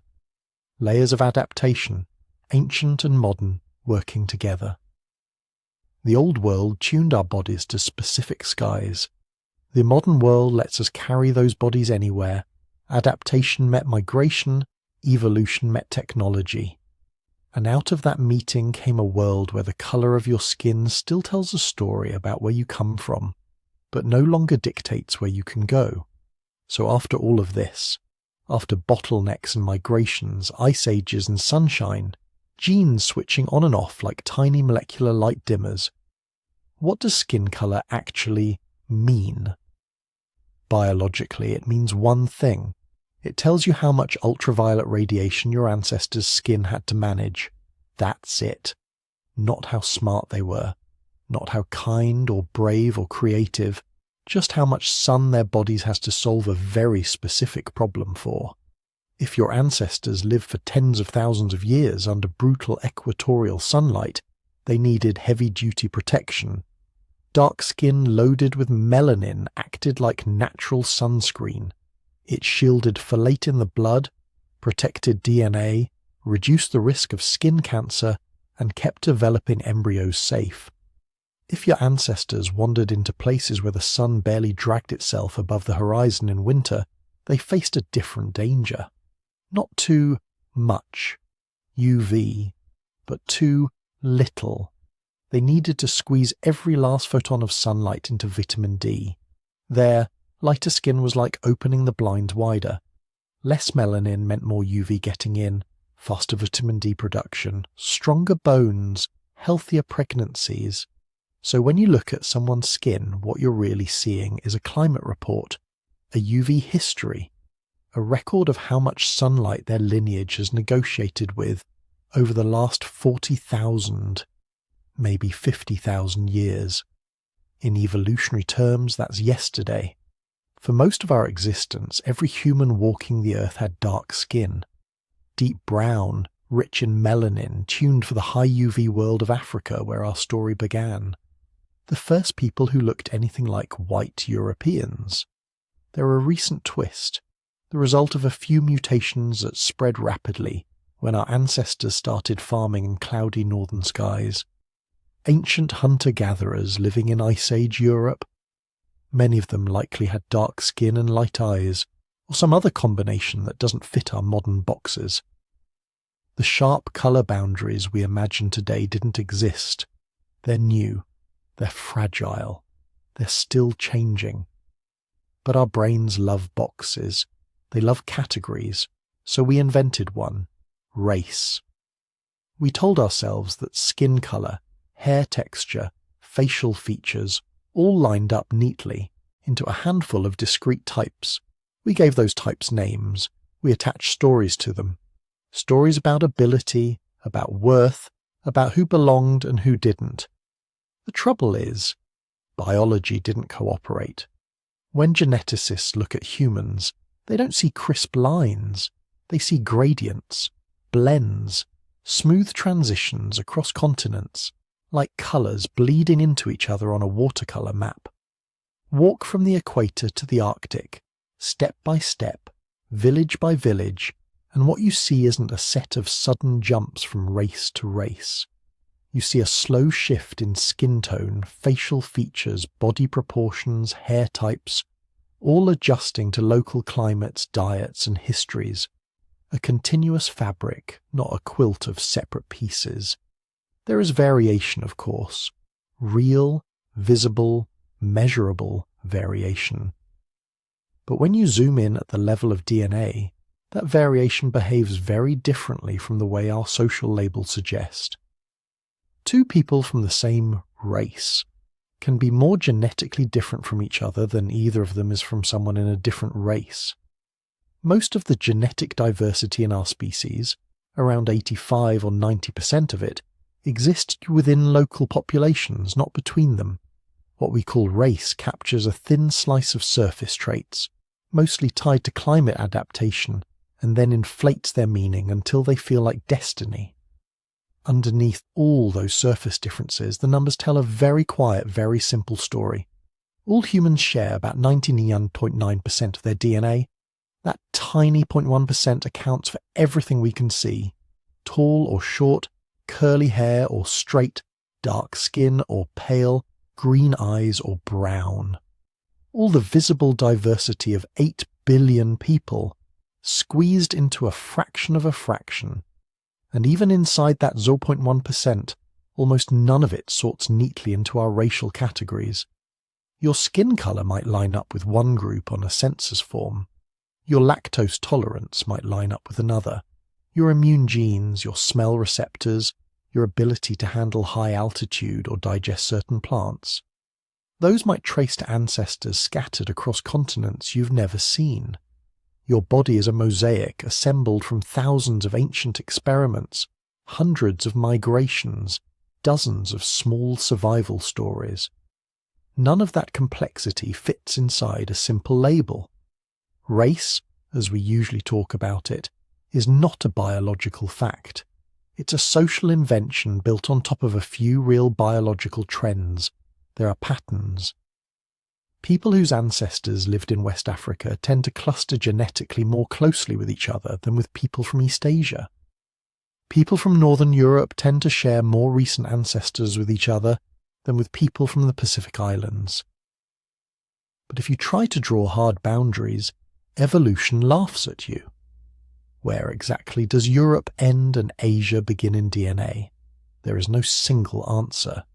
The borders wobble, blur, dissolve under scrutiny. Every line you draw is part science, part politics, part history. The truth is gentler and stranger. We are one continuous family that never really stopped moving. Those early dark-skinned humans who stepped out of Africa around 60,000 years ago, they are the ancestors of everyone currently called white, black, Asian, Latino, Pacific Islander, and every other label we've created. There is no branch of humanity that did not pass through that African bottleneck. There is no pure group that stands apart. We are all remix versions of the same ancient survival track. The genes that made some of us pale are teenagers in evolutionary time. Skin-lightening mutations common in Europe are maybe 6,000 to 10,000 years old. Some in East Asia are different mutations altogether, arriving independently. Separate solutions to the same dim sun problem. Think about that for a moment. A person with very light skin in Sweden and a person with very light skin in northern China became pale for different genetic reasons at different times in different places. Yet if you put them side by side, a casual observer might say, same race. Meanwhile, two people with very dark skin from distant parts of the tropics might be more genetically different from each other then either is from one of those pale-skinned strangers. Our social categories are trying to map a three-dimensional, swirling, overlapping storm of ancestry onto a flat little chart. No wonder they keep tearing at the edges. But instead of feeling lost in that complexity, you can let it calm you. Because once you understand what skin color really is, a local tweak for UV radiation, nothing more, you're free to see something deeper. You can see that the full range of human color, from the deepest ebony to the palest ivory, is not a hierarchy. It's a weather report, a record of sunlight and seasons, an atlas of where your ancestors stood under the sky and how their bodies learned to make peace with the light. You can see that the curve of a nose, the shape of an eye, the thickness of a lip are not badges of superiority or inferiority. They're quiet archives of climate, diet, and chance. Adaptive footnotes in a story that has always been about staying alive just long enough to have children who could do the same. When you look around at humanity, the freckles and albinism, the golden brown, the red undertones, the olive shades, the near black that swallows light and throws it back as a soft sheen, you're really looking at evidence. Evidence that our species is astonishingly flexible, that we've walked through deserts and tundras, rainforests and high plateaus, and found a way to belong in each. Our diversity isn't a problem to be explained away. It's a map of where we've been. Each shade of skin is a postcard from a different latitude. Each facial feature is a rumour from a different climate. Each one whispers, "Someone like you survived here." And beneath all those variations, the similarities are overwhelming. The same 206 bones, the same 600 plus muscles, the same neural wiring that lights up when we hear a baby cry, or a loved one laugh, or a story that feels like it belongs to us. The same basic brain that learned to tame fire, to nap stone, to plant seeds, to build cities, to send robots to other planets and lullabies to other hearts. No matter how you look, your ancestors lived the same essential drama as everyone else's. They worried about food, they mourned their dead, they told stories around flames and under stars, they taught their children where the water was, where the danger was, where the hope was. Your skin is not a wall. It's a thin, living border between your inner ocean of cells and the wider world. It's your first line of defense, your solar panel, your sensory blanket. And like everyone else's, it's built out of the same proteins, the same pigments, the same ancient instructions copied and recopied through a chain of bodies stretching back nearly 1,000,000 years. If you trace your lineage far enough, past nations, past empires, past languages, past even the first whisper of white or black as ideas, you end up in the same place as everyone else, on African soil, under a hot sun, inside the skin of a small, dark-skinned population that had almost disappeared but didn't. Those people are your people. Their struggle is written in your cells. Their near extinction is the reason you exist at all, and everyone you've ever met carries that same inheritance. So as you lie here listening, letting the details blur, you can let your mind drift over the planet, over cities glowing softly in the dark, over villages tucked into valleys, over ships at sea, and research stations in ice, and tiny camps in deserts under a cold moon. Everywhere you look, people are sleeping, or whispering, or dreaming. Brown skin, black skin, pale skin, golden skin, all of it doing the same quiet work, repairing, rebuilding, preparing for another day under whatever sky they were born beneath. All of them cousins, not metaphorically, literally. The deep meaning of skin colour is not that we are different species or different kinds of human. It's that we are one species so adaptable, so inventive, so stubbornly alive that we've learned to turn sunlight itself into a sculpture of our appearance without ever changing what matters underneath. Bones, blood, stories, fear and courage, loss and love.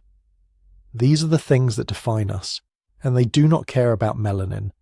So when you think about skin color now, you can think of it as a soft overlay, a filter the Earth placed on us in different places for different reasons. Beautiful, yes. Meaningful in a narrow biological sense, yes. But not a measure of worth, not a boundary on who you're connected to. In the end, all those colours flow back into the same river of ancestry, the same shared origin, the same fragile, miraculous survival. And as you drift towards sleep, you can rest in that knowledge. You are part of one immense, intertwined human story. Your skin is just your chapter's cover art. The book beneath is the same one everyone else is carrying. So here you are, lying in the dark or in the glow of a small screen, at the very end of a story that started long before there were screens, or cities, or even words. 300,000 years of human history, and all of it is written quietly in your skin.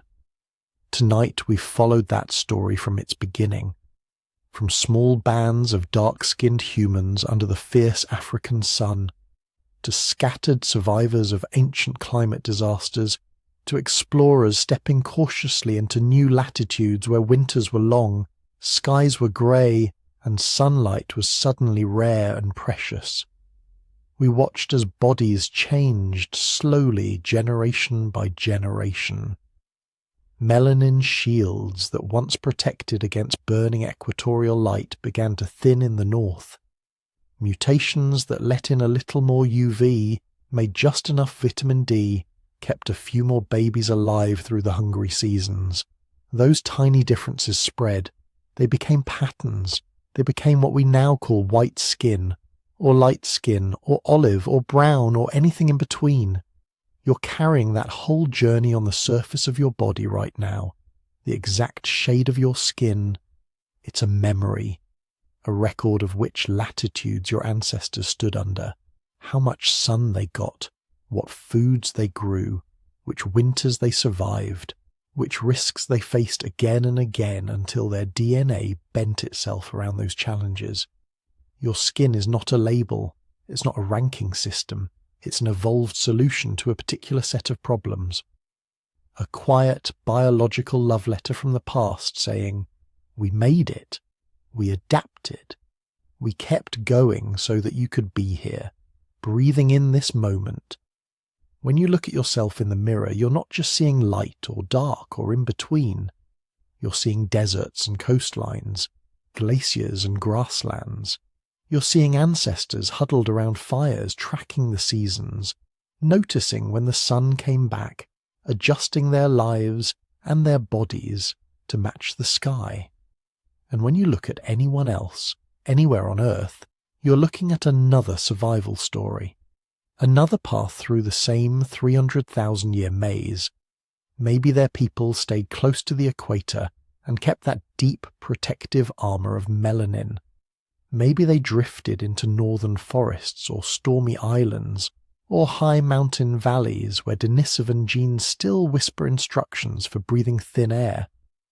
However different you seem on the surface, you're both carrying the same ancient bottleneck, the same fused chromosome, the same long, improbable chain of lucky births, one human family, 1,000 different ways of wearing the past.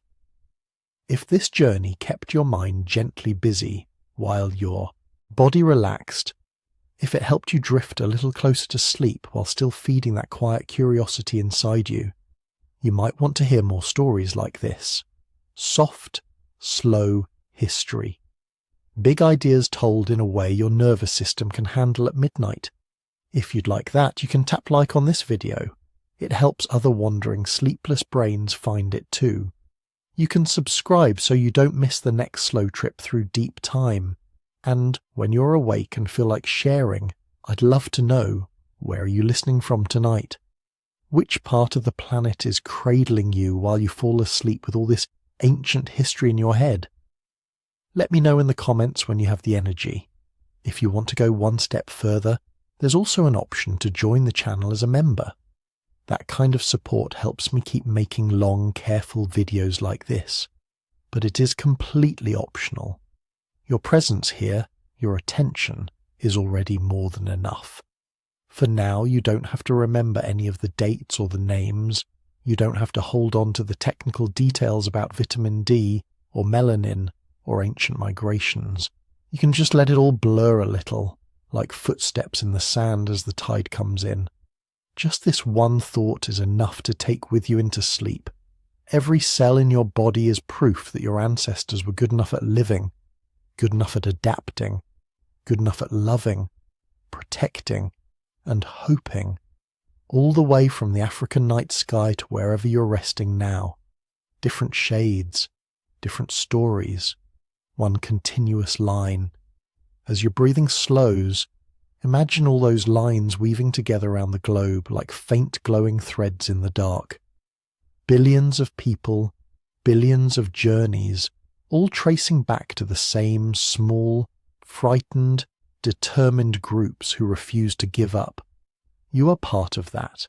You always were. Let your eyes grow heavy. Let the story keep going without you for a while. The sun will rise on the same shared planet tomorrow, painting the same spectrum of human skin with the same light. And you can drift off knowing that, under everything, we are one extended family, still adapting, still learning, still here,